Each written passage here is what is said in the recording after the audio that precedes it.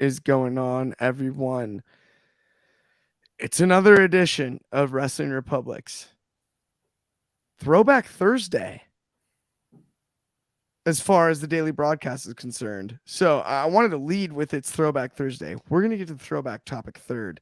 It's Thursday, April 27th. It's been a long day. It's been fun as could be. And I'm riding with my usual Thursday crew. Just me and Anthony, two old guys, yucking it up about Dynamite and throwback topics. How are you on this Thursday evening for you? It's afternoon for me. Yeah. How are you, my friend? Doing all right. Not too bad. Week's almost over. Got one more day. I dig that, right? Yeah. I mean, it is. It's trash day for me, so I got to remember that. I did set an alarm, and that's not only vital, but also relevant. But let's dive right into our list of topics today. And I'm excited about the first one, which I think you are too, because we've discussed it for months, not on air. Yes. Roddy Strong is back in the professional wrestling ring on national television, and it's not in the WWE, it's in AEW. Mm-hmm. What do you think this means? What did you think of the segment? Let's not start with what do you think this means, by the way. Let's not get ahead of ourselves. That's on me, actually. I jumped the gun there because I'm excited. You are the host. But first and foremost, the timing I thought was excellent, personally. What do you think this means for the potential Undisputed Era reboot? Let's start there. How excited are you to see Roddy back in a ring? Let's follow with that. And then third and finally, is there any chance we get a full-blown Undisputed Era reunion in AEW? Well, the first thing I want to say with this, like Clark said, we have been talking about this off air a lot of what the story is with Roddy. I do want to address the reason it really was never discussed on air is because honestly, we didn't know. We didn't know any information. We had no idea whether or not he was still under contract, whether he was injured. We knew nothing. So when Roddy debuted last night, we were all shocked at the same time. So with Roddy, I've always been a fan of Roderick. I think he is probably technically, they're all phenomenal, the members of the Undisputed Era, but Roddy, the Messiah, the backbreaker, he is a really special talent. The fact that WWE dropped the ball with this and allowed him to slip through their fingers is, it's a shame on their end, but it's to AEW's benefit. I think whether or not we see a Undisputed Elite or whatever, I think they went by Undisputed Elite, I think, before Roddy was there. The only one that's missing is Bobby Fish. And as far as I know, he's not signed to anywhere else, so he's entirely a possibility. Kyle obviously is injured. Don't know when or really if Kyle's even going to be able to make it back, which was the same thing with Adam Cole. As far as the actual debut, the only issues I had with it, and one of them's a pet peeve in wrestling in general, but the first thing was if he's backstage and we know how close they're like brothers, Adam Cole and Roddy, why wouldn't Roddy be the first one to run out to help his teammate? Why was it Orange Cassidy and Bandito? Was that really necessary to do that? Because they got their clocks cleaned and Roddy's the one that cleaned house. The other thing is just a pet peeve in general for me in wrestling. If your friend's getting beat down, you're not going to go, I need to wait for my entrance music and video to hit before I come out. Like, there's a believability factor that shouldn't have been done. I get it when they did it when WWE used to do it with Austin, because it was the glass break, but Austin would run right out. Like, the Roddy thing, the video hit, And then, they waited for the name to appear and then he ran out. That was my only problem. Like, if he's coming in, you're on mute. If he's coming out, why not have him run from the crowd or just run out? So I find it fascinating. I think you're really onto something there.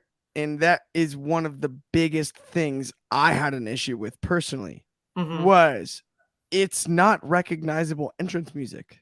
Correct. It's his new theme. Yes. And so waiting for the music to hit. Maybe his Ring of Honor, I can't swear to it because it's been so long since I've heard it. But again, still not recognizable.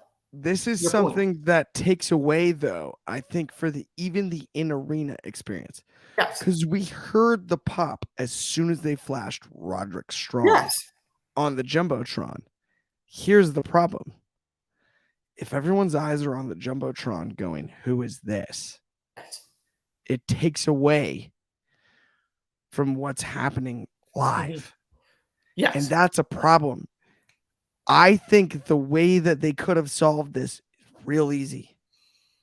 Roddy runs in for the save. I get where you're coming from on the extra. Okay. Roddy may have gone, okay, I'm going to debut later in the show. Oh no, Adam Cole's getting messed up. Too late, running through the curtain. The way you do it is that. They never explain that. That's the one. That's problem. my point is I'm talking hypothetical now. Yeah. Like, this is how I'd have done it. Yeah. And you have Roddy run through the curtain and make the same save he did. You play his music on the way out. Yeah. Then you bring him back later for a 2-minute segment with the music. With Giovanni or something that he signed. To announce his signing. Yeah. And say he jumped the gun and cost himself the segment. There's nothing more babyface than that. He had his 7 minutes to debut on AEW, and no. He had Adam Cole's back. Yeah. So he ran through the curtain, and it took up too much time. Yeah. And you can do that inside of kayfabe. That is an easy story to tell. Yep. And I think it fits this scenario. That is the route I would have gone all the way. And then you just have him announce, I'm here and I'm with my buddy. Yeah. And it always will be. I've got his back. And that's all you need to hear. Right. And it's only 2 minutes later in the show. Yeah. And you just don't play the music to start the whole thing because it's not yet Roddy Strong's song. Realistically, what they could have done, his music didn't have to play at all last night. He could debut Roderick Strong's wrestling debut next week on Dynamite. That's the first time you hear the music. They could have recorded something backstage and Roddy could have said something, whether it was on Dynamite or they pre-recorded it for Rampage and just sliced it in so the audience doesn't know. And him going, I was supposed to make my debut here tonight on Rampage to announce my signing, but I was backstage signing my contract and I saw my brother getting beat up. Yep. So I came out right then and there.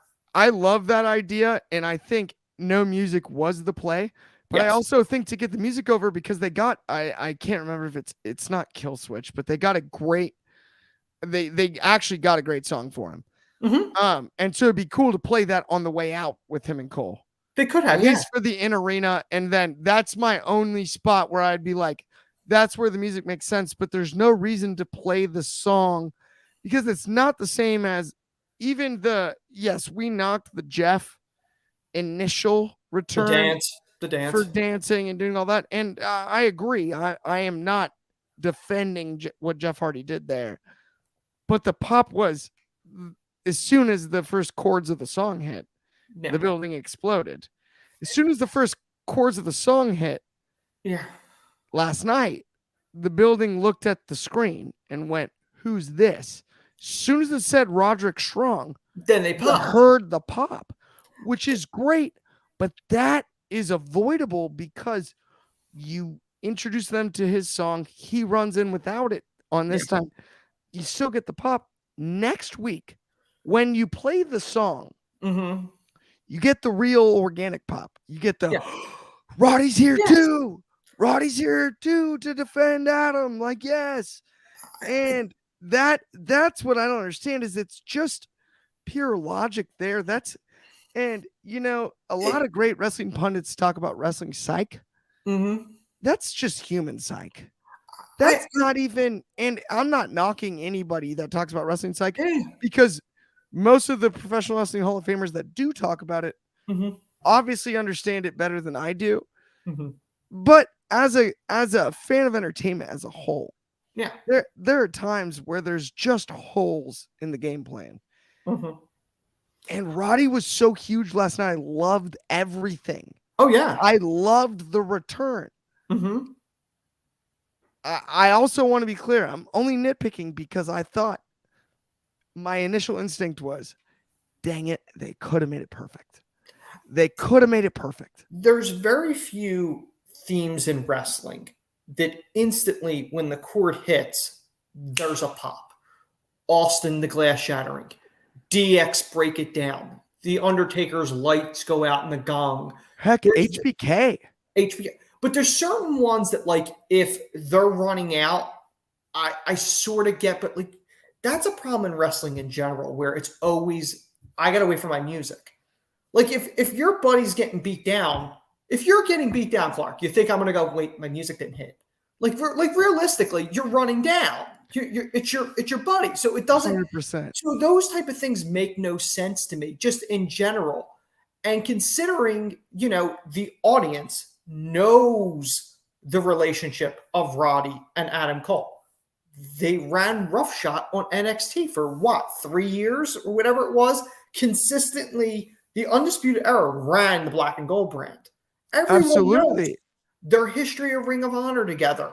But obviously, they were stable in NXT. Everyone knows this. Everyone knows how close they are in and out of the ring. You're taking away from that moment. It's one thing if you want your music to hit. Sometimes they do that. The music hits. So I'm looking at the entrance ramp and you jump me from behind. That's not one of these situations either. It's not even like a distraction. Like if they would have did that as a distraction and he ran through the crowd to help him, all right, maybe you can make that argument that they got distracted. Why they sent down Orange and Bandito, I don't understand it. That was necessary because you brought them down to get beat down. And so you're telling me 3 against 4, because it was 4, right? So you're getting beat down by 4 guys. The one guy comes in and takes out everybody. So while I agree with you for the television product, for the in-house product, both the Bandito and Orange Cassidy run-in got pops. And that actually makes some sense to me. The problem is they did Roddy's the same way. I think assuming, not that the fans don't know Roddy, they do. They know Roderick Strong. But assuming that, because you had the chords of the song playing, and then it's so clear when you see Roderick Strong. Yeah, that's the only way you knew. You didn't know. And then all of a sudden it was like, oh, he's back. My only real issue with Orange and Bandito running out is that they ran out first. If it's Roddy and Adam fighting off them and the other 2 came down to even the score, different ball game. It's from a standpoint, there's no way Roddy's not running down first. Here's the most disappointing part is I think because of the injuries and the politics of Bobby Fish and whatnot. Yeah. This is a storyline that we're probably never going to see the 4 of them together. Well, right. But if you could set it up to have him be are you kidding? By the way, as I'm not saying no bias here, but I am an AEW guy. I'm from Chicago and I like AEW a bunch. Grew up on the WWE, so I'm not saying, but by comparison, I would probably lean more towards being positive about AEW than yourself, Anthony. Not that you are negative about them, but you're quicker to criticism for various reasons. What I find fascinating is I think we both can fully agree on, if you have it all set and squared away and health is not a concern, if we're video game booking this, I mean, if Roddy goes and helps KOR and Bobby, and Adam. Yeah. Oh my Well, goodness. see, here's the We thing. blow up. And You and I, we look at it as Yeah. wrestling fans. I'm not a WWE mark. You're not an AEW mark. We're wrestling fans. I Right. don't really care what show it happens on. I love the Undisputed Era. I don't care if Yes. they're on AEW TV. Just use them right. That's all I ask. That's What- all I ask. And that's where I'm kind of at on the same subject too. And like before we move on, that was Yeah. like kind of what I was. So, I mean, look, we can both agree if Undisputed Era makes a full comeback like that in a hypothetical world, given health and all of that, it's amazing. But we're also quick to give credit to the WWE for Undisputed Era's success. And I think it's a problem in the wrestling industry as a whole, as fans first, and then media members and personalities, where we are quick to give credit to performers when it's good. Mm-hmm. We are quick to blame creative when it's bad. Yep. But we never recognize performers who outwork bad creative. Oh yeah. Or ones who mess up good creative. And that happens. And it's one of those things where we're kind of stuck in this cycle, judgmentally speaking, where the fact that we have Roddy back is good enough. And I'm a victim of it myself, right? It's awesome. Couldn't we have KOR and Bobby Fish? Like, of course we could. In WWE 2K23, we can, right? And community creations. Yeah. This year. You just hit up the community creations, you can get it done. Yeah. Universal mode it up, and it'll be the time of your life. Book it. And I do want to give Roddy a lot of credit for keeping quiet, because there's so many performers that complain online and post things of going, I can't wait to get out of this contract. I'm trying to get out. They've denied my release. Like, Roddy kept his mouth shut. And I got to give him a lot of credit for that professionalism, for not saying anything. Well, and to your point, I actually, though, find it, and not to play devil's advocate here, but I find it fascinating. Roddy gets some credit for keeping his mouth shut. Others do the same, and it's like, we need to hear from you. Like, we have to hear what the deal is, and it hurts the product. Oh, I think that's kind of the brilliance of what Roddy did, was he weathered the storm by keeping his mouth shut. And one of the things that Roddy benefits from is, like, I think he's a phenomenal talent, one of my all-time favorites, as far as an in-ring talent. But I think he slides under so many people's radars that he didn't get the level of pressure of going, what's going on with you? What's going on with you? Yeah. Like, say, an Adam Cole got when he was injured, or whatever. I weirdly, and I don't want to blame anybody or recklessly speculate, but I weirdly wonder if Bobby Fish's release from AEW didn't almost benefit Roddy in a roundabout way, because that was the member of Undisputed Era that was being looked at during that time.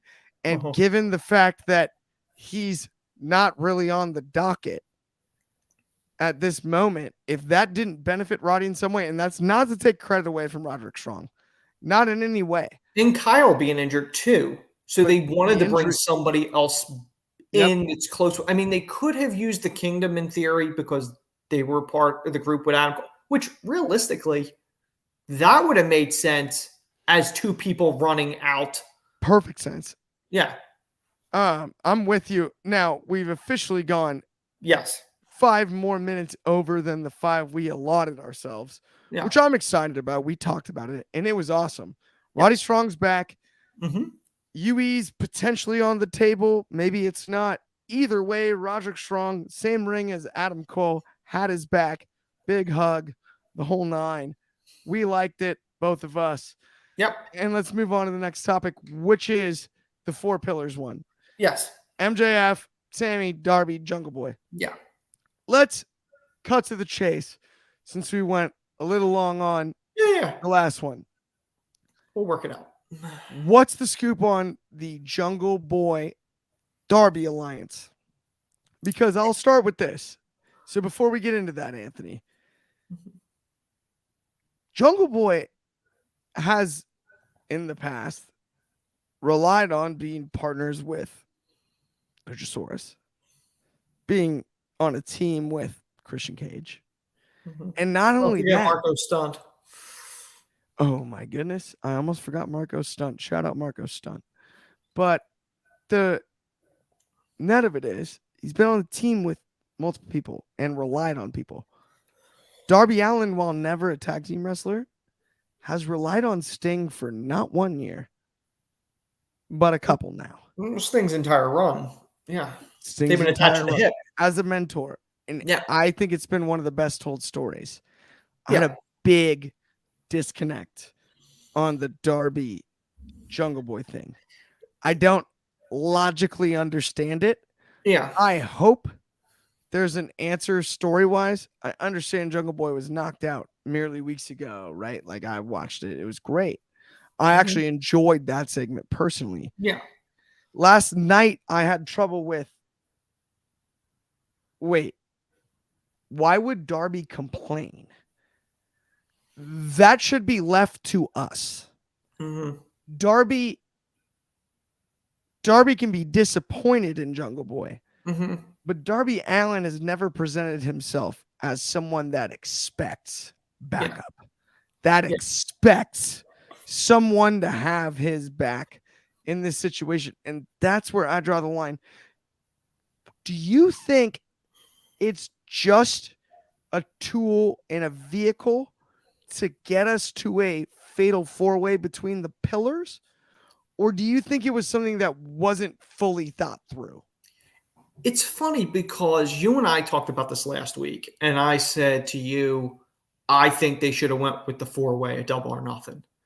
And I believe the line or something along the lines you said to me went, well, they want it, you play it along, you stretch it out.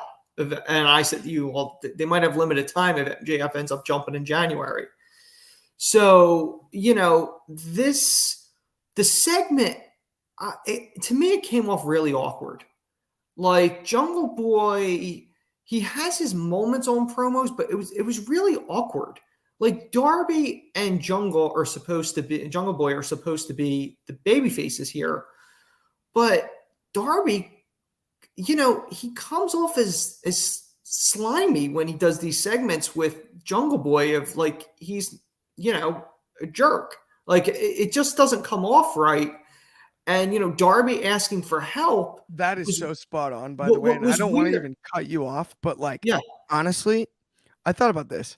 Darby came across as heelish as anyone could be. And I hate to say this, and no judgment, but I don't think Darby's large enough as a human. Oh, yeah.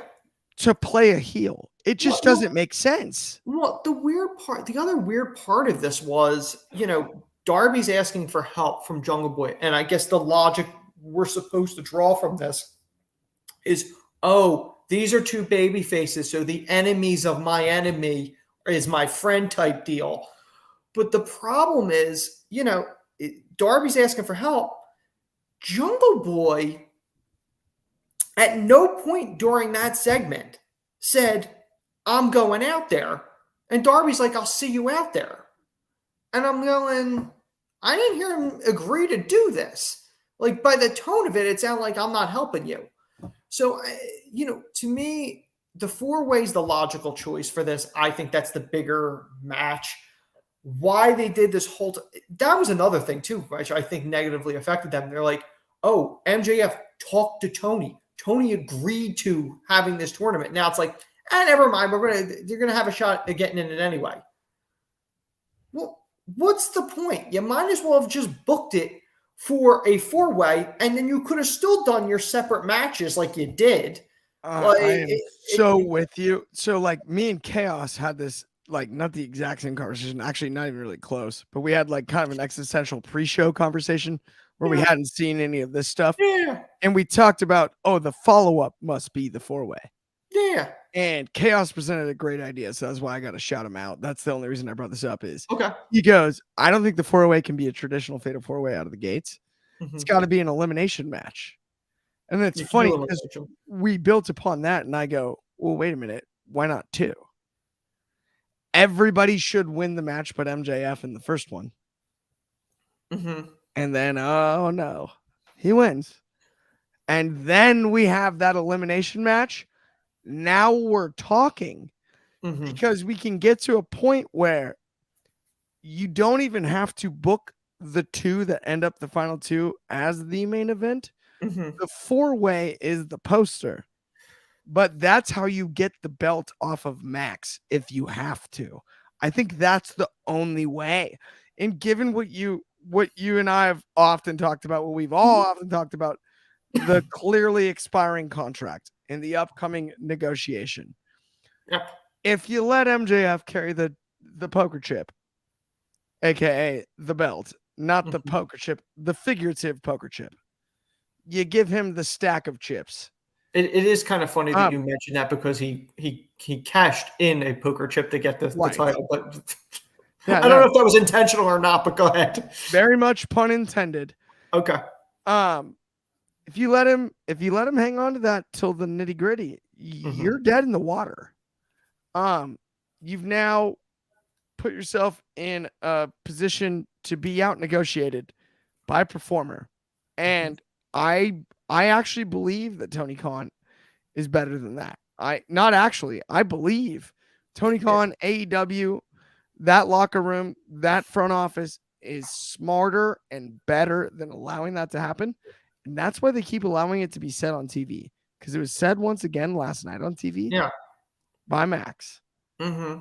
And I'm telling you, you don't end up in a position business-wise that Tony's in through the course of his career without knowing better. And he's not just throwing softballs at MJF and satisfying him to keep him going. The sad part is we've seen promoters do that. They've put belts on absolutely. People. They've put titles on people with either expiring contracts or have expired. Ring of Honor did it. Kyle O'Reilly. I don't know if his contract ran out or whatever. He won their world title off of Adam Cole in a final battle. He ended up leaving, so they ended up having to have him lose it at a New Japan show to Adam Cole days later. Jeff Jarrett, he was the Intercontinental Champion. His contract ran out. They had to pay him off to lose to China that night. I mean, it happens. I don't think Tony would be dumb enough to do that. But the longer MJF has that title, the more leverage he has. So if you're going into contract negotiations at the end of the year and he still has that belt, guess what? If you didn't have him lose it, doesn't matter whether or not he walks on WWE TV with that title or not. That is still the recognized world champion of your biggest competitor on your air. Now, to say this, though, too, from devil's advocate here, Tony's perspective, if you take the belt too early, then aren't you telegraphing the fact that you're afraid he walks? Oh, correct. But and so, right, that's something to be considered as well. So no, like I'm completely, you're spot on. No, I know. I just wanted to add that last one little the one thing you need to make sure of, as I don't have a problem with him holding it, even up to the very end. If he ends up leaving and is going to the very end, you almost have a situation, and I think you only do this if you're able to re-sign him, is you essentially do what WWE did when Punk was leaving. Remember, he had his match in Chicago against Cena, and everyone thought he was gone, and he ended up winning the match. I think that's the only way you do it, but if he's legitimately leaving, build it up enough so that whoever does beat him, it means the most it can. I could not agree more. I will say this before we move on to our second to last topic of the day. And I hate to say this out loud on air because it just seems like too much. But if I had to guess, if Clark Taylor had to guess, I think he's already signed. I don't think he's already signed. over. I don't think I he's think it's already over. I think it's already over. I think he's already signed an extension. I do not believe that the bidding war of 24 is real. I do not believe that a billionaire owner that runs a NFL organization and has for the majority of his career would allow humanly possible. I mean, you're talking about the best Clark? best analytics guy in the NFL. We can look at the stats. Almost every team uses the formula he I has get it, but it's his dad's invented for scouting. Well, no, his dad is the owner. Correct. But he's been an employee the whole time. Oh, I know. His dad doesn't negotiate I know. contracts. No, I know. To your point, I hear where you're coming from. But what I'm also saying is his dad doesn't negotiate contracts. Tony Khan does. Tony Khan's done it for a long time. In fact, he negotiates the majority of the Jacksonville Jaguars contracts, not his father. His father pays the general manager? His father. Is he the general manager? He was formerly. Now he's president of football operations. Okay, all right. And so Tony knows how to negotiate a contract. Mm-hmm. I cannot fathom. Now, maybe a verbal agreement, all of that. There is enough time. We're looking at what, 7.5 months now, or not even and a half. Just over 7 months. Just 7 months. Yeah, it's 7 months and 3 days, I think, because it's 30 days, half September, April, June, and November. But does that qualify for doing math? At the end of the day, no, that's remembering the song lyrics. Totally different category. Okay. No one would know that but you and I, but go ahead. Either way, I can't fathom Tony allowing it to get down to the nitty gritty where MJF would have a bargaining chip like the title and an expiring contract. I'm under the impression that since I don't want to go as far back as All Out, I'm going to call it since January 1st of this year, which would make sense. Also, fiscal year turnover April 1st. And the fact that there was a big gap between times he mentioned contract issues since the All Out voicemail that was played. Well, he's getting paid more money now. Well, so he hasn't mentioned it outside of those initial 2 promos, post All Out, September and late September. It's now April of 23. That's 22 last year. And at this point, first time Max brought up the bidding war again since then was yesterday. It smells of, and this might be reckless speculation, but I'll put my name on it. It smells like Maxwell Jacob Friedman is an employee of AEW's beyond just that January 1st date of next year. No matter what happens, Max is getting paid. It's just it's just a matter of whether or not the name on the check is Khan or McMahon. Well, and at the end, I don't even want to start like another big discussion on this. No, I know. We got this for ages, but at the end of the day, it's also, does Max want to get paid now or later? And does he have the patience? It's not that much later now. Which is hard to quantify. Hey, man. Hey, 7 months on and we know about how egregious his original contract was. 7 months that's no joke. And I wouldn't be sure. We obviously saw what Cody did and the way he left it till the end. Now, I would put that and on. He's got very strong ties to MJF. Wow. And of course. But it's also a different scenario. That's a front office employee.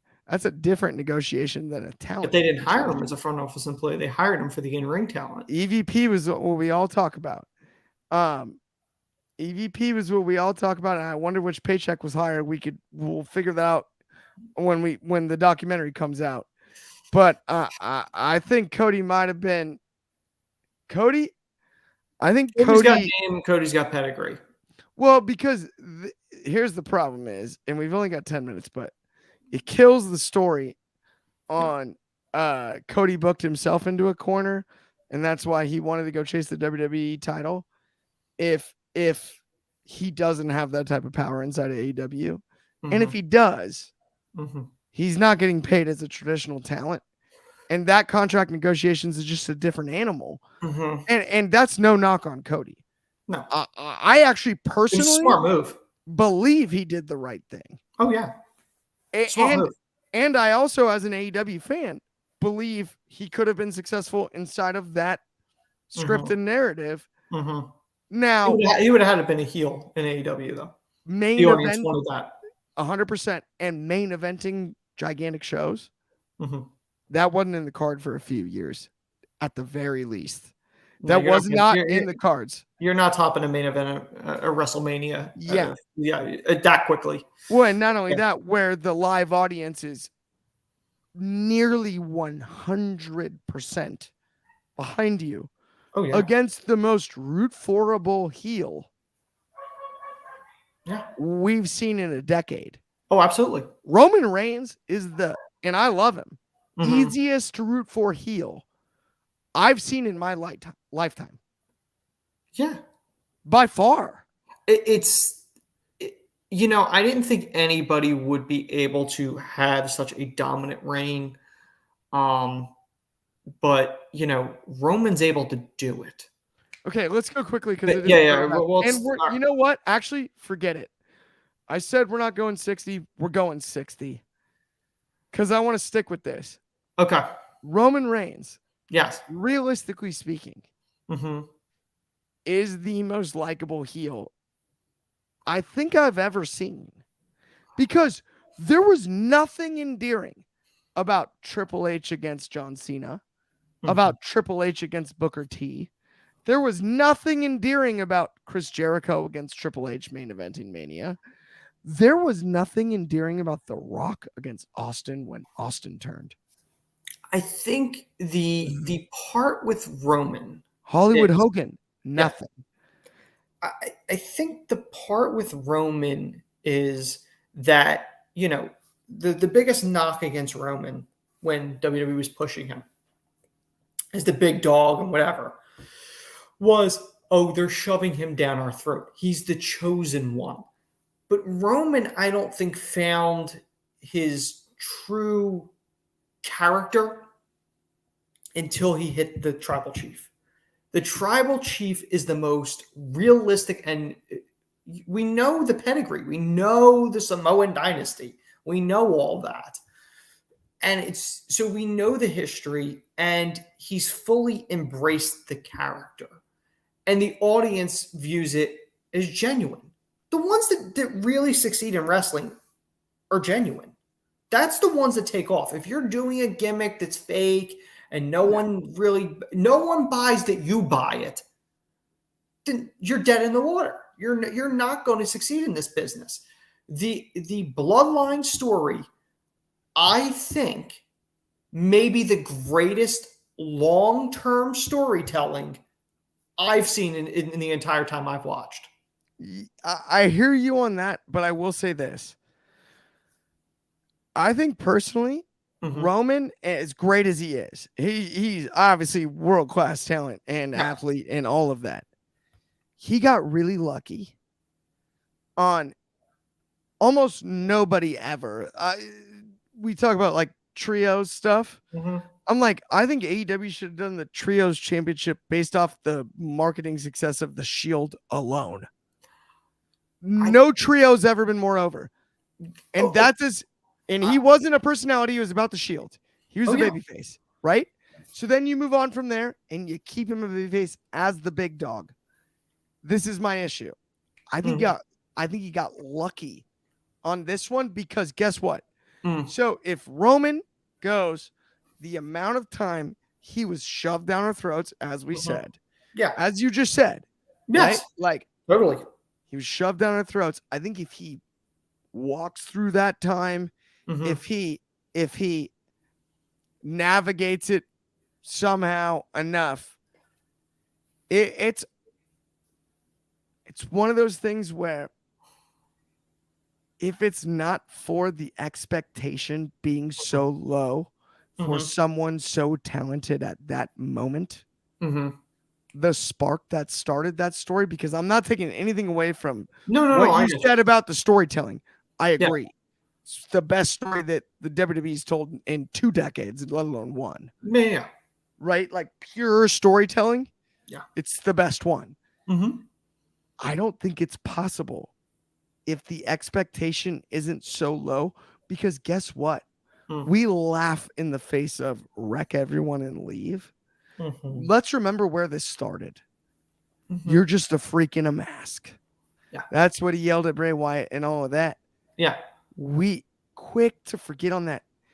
The serendipity as far as Roman's returning after the year, and obviously there's no serendipity involved in. He took a step away for his family's health and his own health because of his issues with leukemia and whatnot, right? The year before on the Goldberg event. And I do have to say one quick thing, because you brought that up, because I wanted to say it. Right. Prior to the tribal chief, and again, unfortunate what the circumstances were with his health. It's horrible. But I do think that when he cut that promo in that ring and announced that he had leukemia, it came back. And that was Joe and Noah telling people, not Roman Reigns. Oh, no, that's one of my favorites. I think that's when a shift happened, where the audience was like, listen, we're booing you because you're the one, but no, we're the audience related to that. Say what you want. I know that it was not a marketing ploy. It was none of that crap. That was the real genuine thing. And I think that was the start of the audience. Yeah. The shift, if I can call it any other way. No, 100%. I'm with you. And it's interesting to me too, because I mean, I had no interest. Remember, the last storyline he did before the Goldberg one was the who's gonna eat dog food with I forgot about Baron that. Corbin. Like, that's what the big dog. Like, come on, man. It was corny. You can't hand me a box of cornflakes and tell me it's more corny than that, because it's just not. It doesn't get any cornier than you gotta eat dog food. Like, oh yeah, great, because that happens. Yeah. I mean, and then it was like, oh yeah, now he's got to deal with Goldberg, and that's fine. And good for Braun, by the way, for stepping in, and it was great at 36. Couple power slams and a spear, whatever. The way it played out, but that's where this started. Mm-hmm. You know, all of what we're looking at, and to your point, I think the shift when he called himself Joe was huge. And that lasting image of the Shield on the stage and them all being emotional, especially Seth, like they were bawling their eyes out on that stage. I think a broader point that I'm trying to make here. Yeah, I know. We were getting is, no. It is. So Roman, right? He finally makes it as the heel. Mm-hmm. He's easier to root for because if you're a longtime fan like you and I, most of our audience on this show, most of the WWE's audience, if not all of it, not even close. Yeah. There's plenty of, but Roman's too easy to root for. He's the bad guy you want to cheer. He's got the history. He's got the charisma. He's always had the finger quotes it factor. Yeah. What's not to like other than he finally did amazing work for these last 2 years? So you check that box. Yeah. This guy's a good guy. It's the perfect, like you were talking about earlier, there are really good talents that get bad creative. And, you know, that doesn't make them bad performers. They're just in a really bad situation. 100%. Roman was the perfect example of that. He was given crappy storylines like the Corbin with the dog food, like you mentioned. Yeah. When Roman found the right story, he finally found the story that matched his talent. And what you get is magic. 100%. Well, and by the way, to your point, Nimrod Superfly, monster shout out, numero uno, my friend. Don't forget, Baron Corbin brought out an actual big dog to make fun of the big dog Roman Reigns. I'm with you. I loved it. It cracked me up. Baron Corbin, huge fan. I'm a Chiefs fan myself. So is he. Played for him. And I loved every Yeah. second of that. Uh, and I'm with you, Anthony, on the Mhm. finally got a storyline that makes sense. Mhm. I think I hate to say this, and I hate to even do this. Mhm. We got to back burner this one so we can finish the show. No, I know. So back burner next time, guys. Tune in. We'll be talking about it again. Maybe a separate show. I'm gonna leave it where it's at. What's next for Jade Cargill is what's next, and we're gonna run through this as quickly as possible. Okay. I watched the match.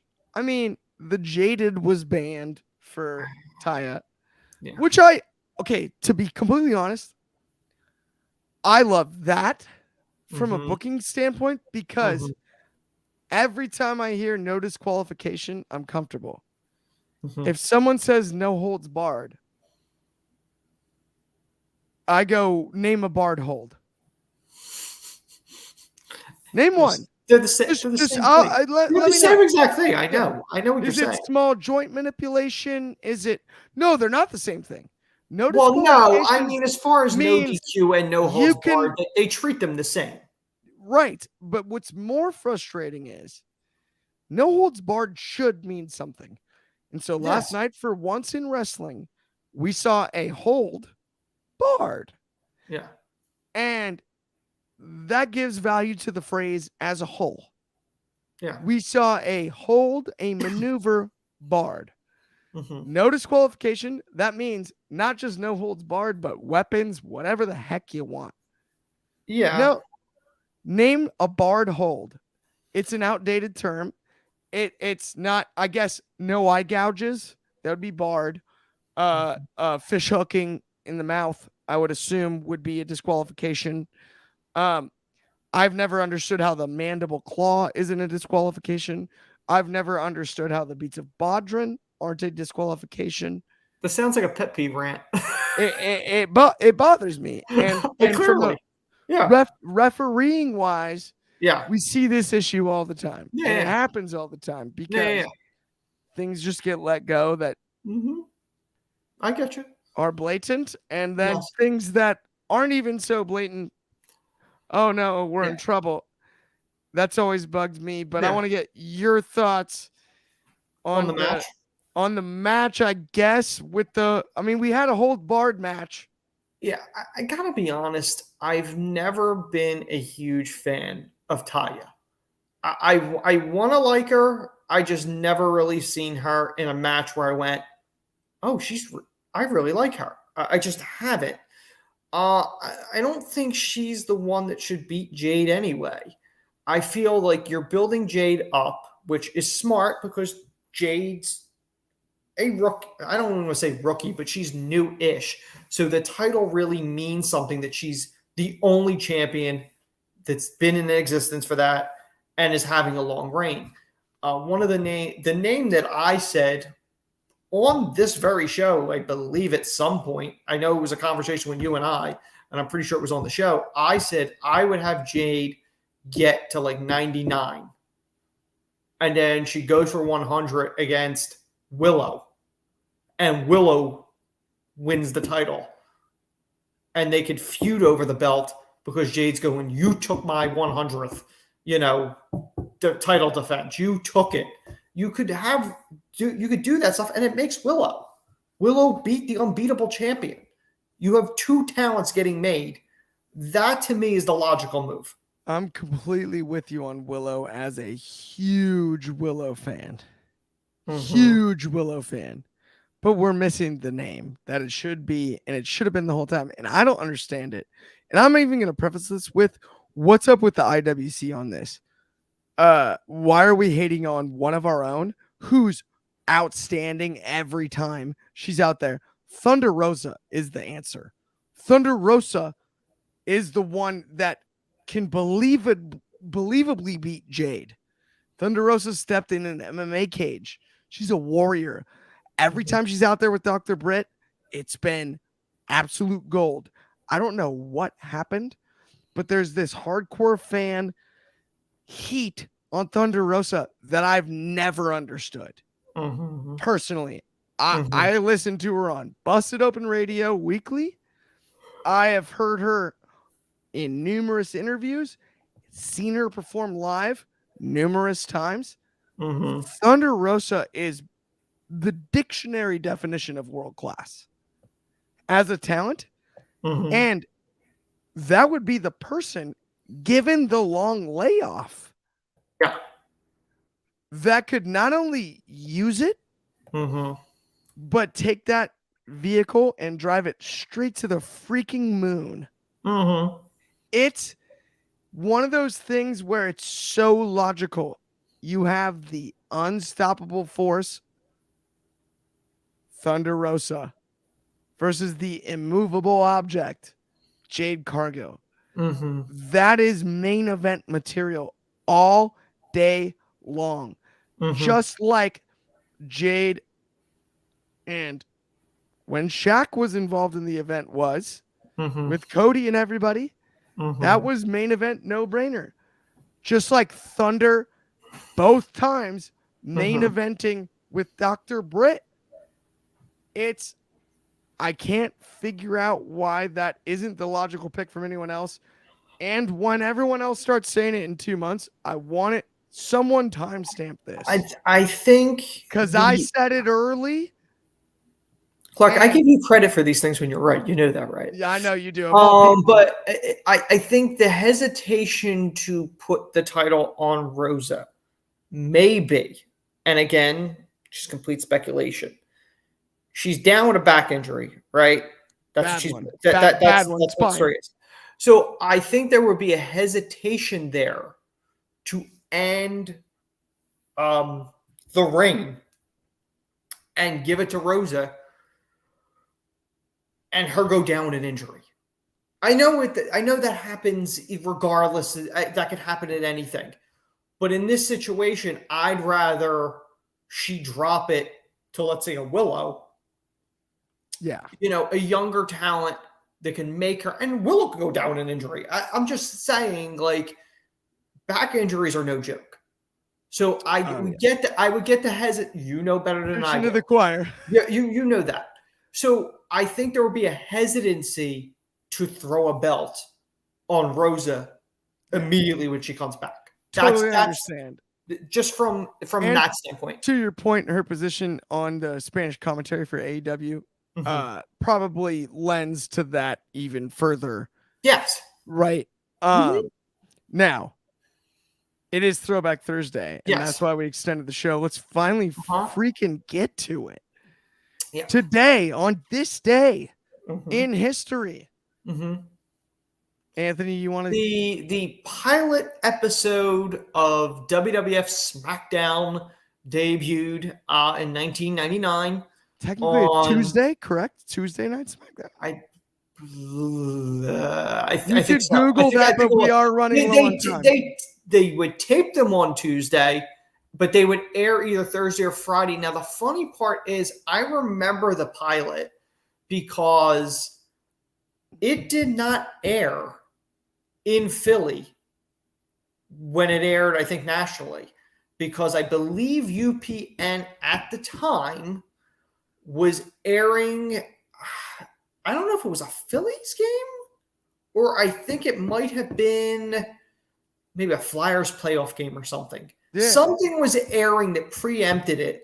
So, like, I think it aired nationally, let's say a Tuesday night or Thursday, whatever it was, it aired. And again, it was just a pilot. It was not picked up. So we didn't know if it was a one and done or whatever. I think it aired in Philly maybe a Saturday night. And I think it was preempted in a couple of markets. I don't think it was just Philly. But I remember this because I remember being a kid being pissed that it was not on. By the way, speaking of, as a kid, classics. Yeah. Just a quick story. I was, 10, 11? 10 at best. Yeah. And my grandpa, my dad's dad, my grandpa Zach, and he's the man. Still, if you're listening, Grandpa Zach, you're the man. But he did say, like, are you excited for Smack 'em Down? I'm like, Grandpa, it's SmackDown. What? It's not Smack 'em Down? I'm like, no. I wouldn't even. That's like, what is it? Rockin' Sockin' Robots? No, not today. But the funny part is when you look at this and you see where SmackDown has gone since then, but just looking at the card, and I know we've done this before with a different show that we've looked at, again, still during the Russo era. Oh, yeah. You don't realize this. We didn't realize it back then, but you're looking back on it now. People complain, oh, they didn't give people enough time to be on TV. They didn't give them enough TV time for a match. You look at the times on this and you look at how over some of these people were with this limited amount of time. Believe me, stars get made with or without the time. But just look at this. The opening match of the very first SmackDown was the Blue Blazer, Owen Hart, beating Val Venus in 2 minutes and 19 seconds. Big Show against Test, 47 seconds. D'Lo Brown and Draws, 3 minutes and 16 seconds. X-Pac and Kane, who were the tag champs, beat the Outlaws in 7 minutes. Shamrock and Bradshaw in a no-holds-barred street fight. Let you comment on that. 4 minutes and 5 seconds. 4 minutes and 5. Mankind and the Boss Man, minute 35. And then the last one was Austin and The Rock beat the corporate ministry of The Undertaker and Triple H in 5 minutes. That was your first SmackDown. That's fascinating. It's one of those things, too, where in a 2-hour show, I mean, if you do all that math, that's like a half hour of professional wrestling. And one of the things, and the one last thing I want to point out before we go. Go right ahead. You know, to the younger audience that doesn't know, UPN was a network, almost like the CW, which eventually merged with that. But that was the first time, you know, WWF had a show on national TV that was not on cable on a weekly basis. Years before they were on Fox, it was UPN. UPN was the one that launched them on a national stage for that show. 100%. And it's even funnier too now thinking about it back. Like SmackDown was, everyone was skeptical. By the way, we have another comment. This is a yes. March 76 with, wasn't there a WWF VHS called Smack 'em Whack 'em? And this actually cracks me up even further. That's Martin. I know that's Kobe's buddy. Yeah. Monster shout out Martin. But like, it does sound vaguely familiar. It might have been a VHS. No. He's spot on. And it's even funnier because I remember like actually going to Hollywood Video with my parents. And my mom was like, had to like look at the VHS and be like, oh no, it's wrestling. Like it's not like it wasn't a back room. It wasn't a back room video that somehow Martin, you're spot on. Yes, not only did it exist, it was controversial even then. It was an interesting marketing ploy in the late 90s for the WWF at the time. Well, especially the shirts, which obviously that's something that Clark and I may touch on in a future series. Some of the shirts they got away with back then were wow. Outlandish. I mean, by the way, how about Stone Cold made fun of the Bible and they've sold shirts off of it for 30 years? They're still making money on it. I know they still do it every city. And it doesn't even, I'm not saying it bugs me. I'm just saying he did it. That was where that joke came from. You know, it is what it is. I don't think there's any shirt that has made any wrestling company or wrestler more money than that shirt. No larger impact, not in the whole industry. And I'm with you, but yeah, we're up against time here. It's been a blast as usual on Throwback Thursday on behalf of Anthony Ricciardi, Clark Taylor, and Wrestling Republic. It's been awesome having you guys. We'll see you tomorrow. Not the same time. It'll be earlier in the day, but you can always watch it taped if you're busy. It is a Friday, and we'll talk to you guys soon. It's been as usual. Signing off, and thank you guys for having us. I guess. I mean, you guys have been great hosts, excellent hosts.